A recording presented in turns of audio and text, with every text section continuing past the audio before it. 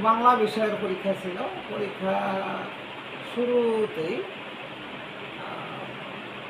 আমাদের নজিপুরের AC land sir, Patnitala Najipur AC land sir কক্ষে ঢোকেন।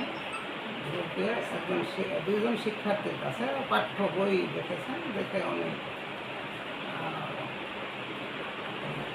শিক্ষার্থীদের বহিষ্কারের নির্দেশ দিয়েছেন। আমি কেন্দ্র সচিব হিসাবে সেই বহিষ্কার আদেশ কার্যকর করেছি এবং তার তথ্যাদি উপজেলা হয়ে জেলা প্রধান শিক্ষা অফিসে পৌঁছেছে।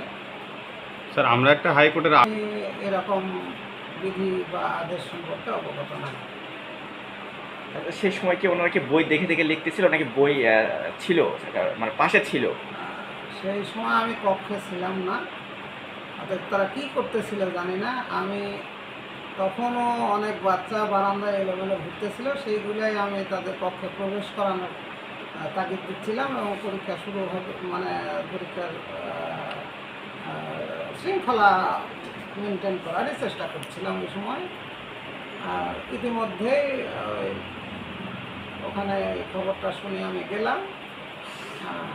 এসিল্যান্ড স্যার ওই খাতা দুটো আমাকে দিয়ে বললেন যে অবশ্যই এটা এক্সপেল করবেন এবং নিশ্চিত করবেন।